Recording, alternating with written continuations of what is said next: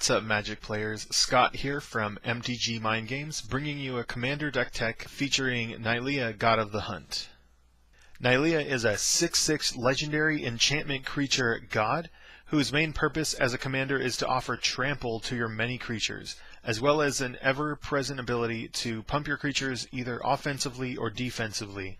Once her devotion is online with 4 other green mana symbols, she does a great job holding her own as a blocker, and she also presents a solid threat as she is indestructible. So that's pretty important. Alright guys, so a little backstory on this deck. I had played Magic for a lot of years, and due to some changes and just overall growing up, like many other Magic players might one day experience, I had to take a break and sell off a valuable portion of my Magic collection. What was once a massive 950 card unpowered cube, several EDH decks, modern decks, and standard decks, along with several binders. Ultimately, it was all sold off until I got down to just this solitary EDH deck. I was told by my fiancée that if I built her a deck that she would sit down and learn to play. So before I sold everything, I built her this deck. She loved it, and once it came time for me to sell off everything, I just couldn't part with this deck. She had loved it, so in turn it made me love the deck as well. It's simplistically complex and just offers a lot of simple, strong, and exciting plays. But just to clarify, that was a couple years back, and I've slowly tweaked parts of the deck here and there. So with that said, let's get into this deck tech. We have the cards broken down into sections based on spells, creatures, planeswalkers, artifacts, and lands. And you can find the deck list in the description of this video as well. Alright, first up we have our spells. So let's put Nylea over here. We got our spells. Alright, first up we've got Exploration. You may play an additional land on each of your turns. Worldly Tutor. This will help you search up a creature. We play a lot of creatures in this deck, so this is the ultimate card to search up anything in your library. Alright, Noxious Revival. Really good at recasting things like just any card that you maybe mill or something like that. It's just great to get it back. Mirri's Guile. This is going to give green its Brainstorm. Each upkeep you may look at the top 3 cards and put them back in any order. It's not as powerful as Brainstorm. It's similar to like a Ponder effect, or basically Scry 3. It's really good though. Green Sun Zenith. It's pretty standard for a mono green deck. Life's Legacy. This is, green just has a problem with drawing cards, and you have a ton of creatures, so what better way to just sacrifice one of your creatures post-combat and draw some cards. Beastmaster Ascension. The Ascension's just going to make you're attacking with tons of creatures, so your whole squad's just going to get huge in no time. Beast Within is one of the greatest removal cards for green. You don't even care that they get a 3/3 green beast, and you can use it defensively by blowing up like a useless artifact you have lying around, or something that served its purpose, or maybe they kill it with a kill spell and you're going to lose it, so you're going to go ahead and get a 3/3 beast for yourself. Alright, Krosan Grip, the best naturalize effect for green. Bow of Nylea.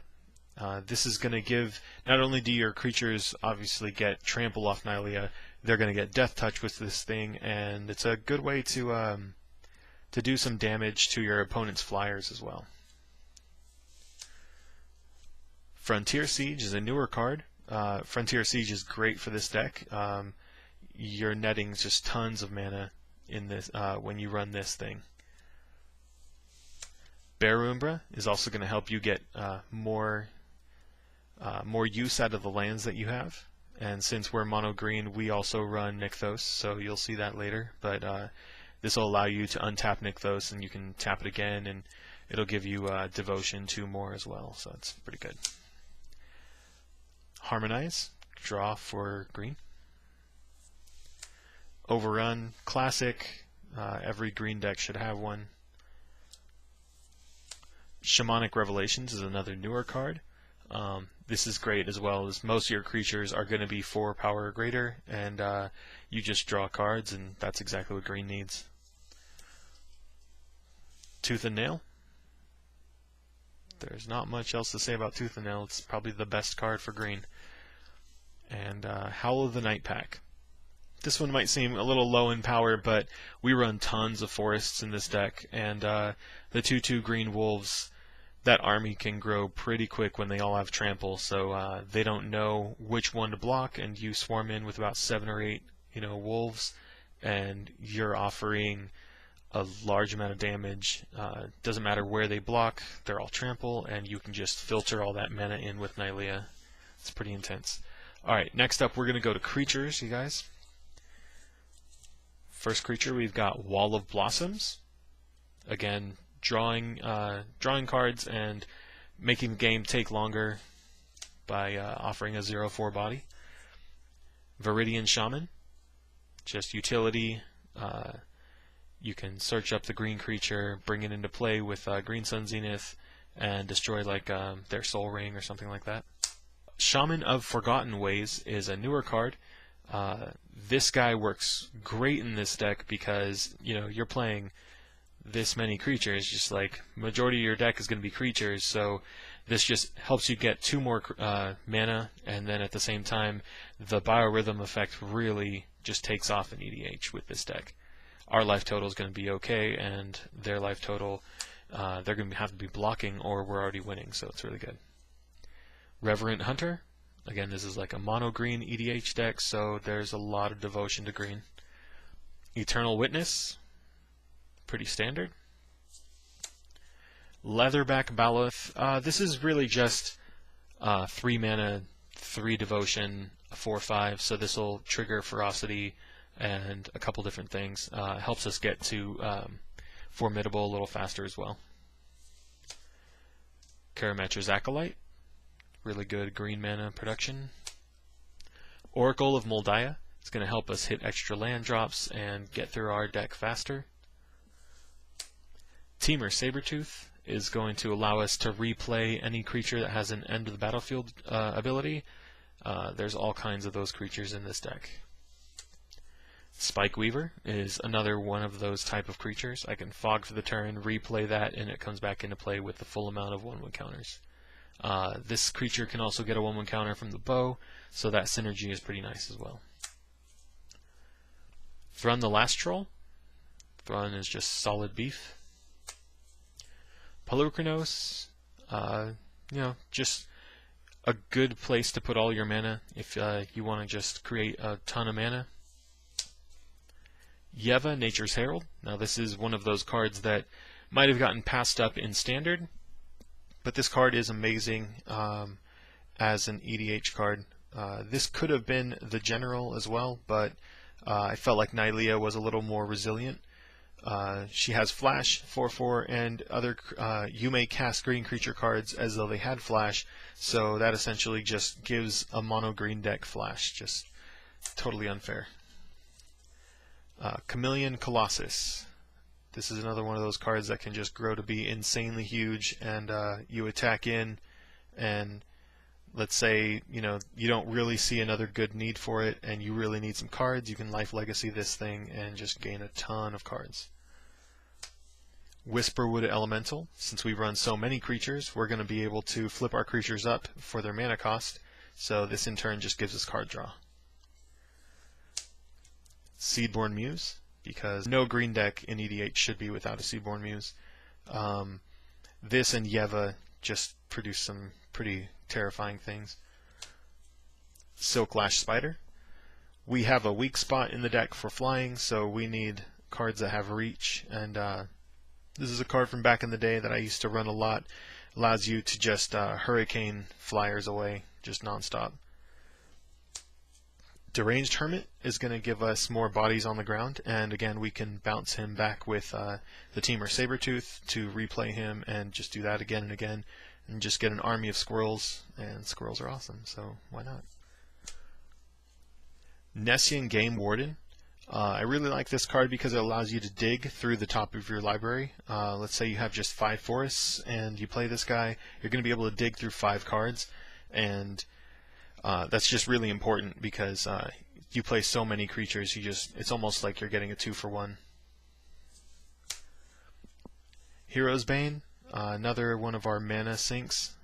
We can just pump this thing insanely late game, and since he doesn't have trample, Nylea gives him trample, and the bow gives it death touch, so it's pretty nice. Thragtusk, because Thragtusk. Arbor Colossus is another reach creature along that same vein, and is going to give us a way to blow up flyers. So you can monstrosity him and return him with a Temur Sabertooth, and just redo that over and over and over again. Alright, we got one of the truly broken cards, Vigor. It's going to let us get into the red zone without losing our creatures, and actually just make our creatures bigger. And since they all get trample from Nylea, it's just going to get gross really quick. Realm Seekers. This card was an interesting addition when Conspiracy came out. We play a lot of 4-player EDH, so and some games are like 6-7 player EDH games, and this thing can get to be gross in size, like 17-17, 18-18, just in 4-player games. So this card's really nice, and I got a foil too, so I had to add it. Phyto Titan, just really good, big creature to get in there when it's got trample and just never dies, so it's just good for the cost. Nessian Wild's Ravager. There's never really a good choice with this guy. They always make the wrong choice. It always seems like they do. Soul of Zendikar. It's really good at creating little bodies on the ground, and it also provides us with reach, so solid. Soul of the Harvest. This one will allow us to keep going infinitely as we draw more creatures out, and we keep playing creatures, keep getting Green Sun Zenith just over and over and over.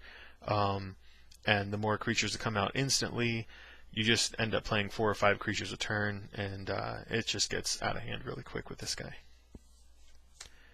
Avenger of Zendikar, one of our tooth and nail targets most of the time. We're going to run lots of land, and there's lots of extra ways to get lands out with exploration and Oracle Mul Daya, so the Avenger is solid with that and is going to give us more bodies on the ground. Regal Force. I like doing this guy with a Temur Sabertooth and then just replaying again and again and again. So you're going to draw your entire deck with this guy and Temur Sabertooth. And then the last creature, it's a new creature from Dragons of Tarkir, Foe Razor Regent. Like Enter the Battlefield triggers are pretty much our main interactions with opponents, so Temur Sabertooth allows us to bounce things back over and over, so this guy fights, so it's perfect for the deck. Okay, you guys, next up we're going to hit up our artifacts. First one, we've got Staff of Nin. This is going to give us card draw and pick off little chumps along the way. Mind's Eye, one of the best draw artifacts for EDH. Temple Bell. I see a lot of group hug decks playing this. I don't really care if they're drawing a card, because if I'm in a sticky situation, I would like to draw a card. So this is more of like a political type card. Batterskull. Just put this on any one of those 0/1 tokens, and it'll help you gain some life or block defensively, things like that. So that's pretty nice. Swiftfoot Boots. Soul Ring. And Darksteel Ingot.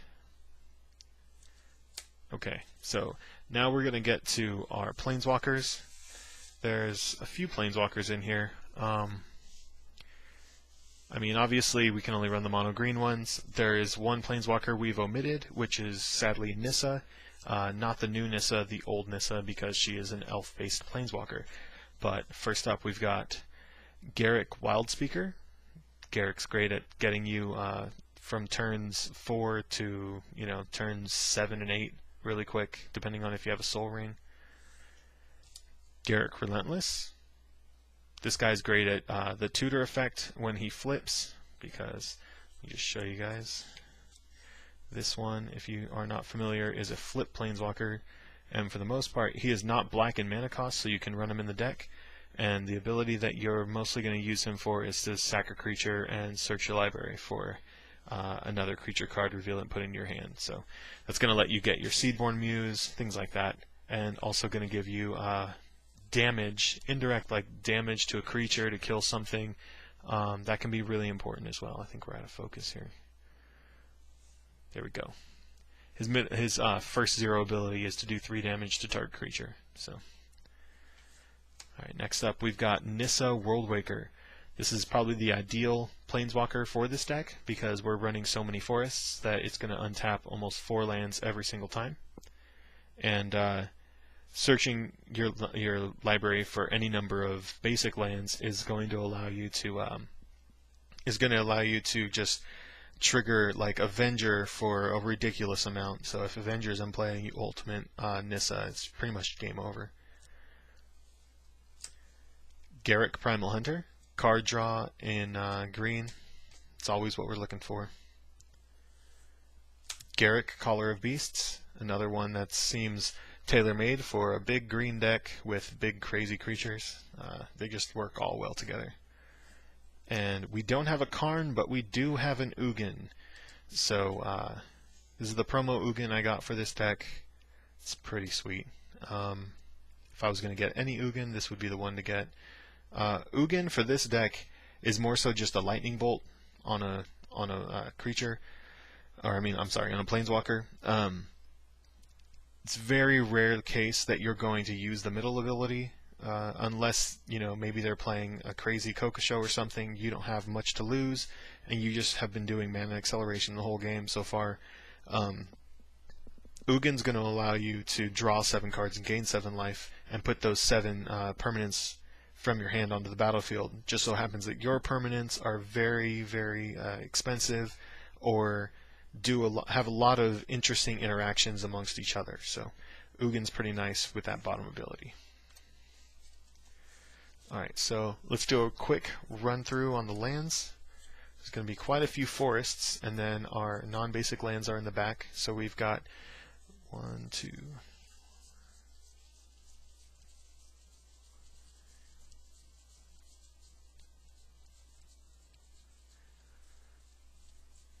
33 forests. Alright, how's that for preparation? I didn't count beforehand. Alright, so we've got 33 forests, a treetop village, Mosswort Bridge, Temple of the False God, Rogue's Passage, and Nykthos Shrine to Nyx. You're probably wondering, why don't you have a Gaia's Cradle or a Karn in that deck? Well, some cards are just a little too expensive. Sure, I've got the Ugin in here. I eventually will upgrade to those cards to be in this deck, and those are already on my list of cards in my head that I kind of want to get for this deck. So, yeah, Gaia's Cradle would be insane for this deck. But for now, we're just dealing with a Nykthos, and everything in the deck seems to be running fairly smooth. A couple other things about these lands. Rogue's Passage, Timmy card. This card is powerful in EDH. This land has won me so many games, it's kind of ridiculous, and it's just an uncommon. So it makes me kind of happy that I see something like that. And it's kind of gone under the radar, I think, amongst a lot of players. If you're one that's on the Rogue's Passage, or you know about Rogue's Passage, then I salute you, because I think cards like that are pretty sweet. Alright guys, thanks for checking out our Nylea God of the Hunt EDH deck tech. I'm Scott from MTG Mind Games. Like and subscribe, and check out our new merchandise we have set up with T-Chip. Get a T-shirt, get a mug, get a cell phone case.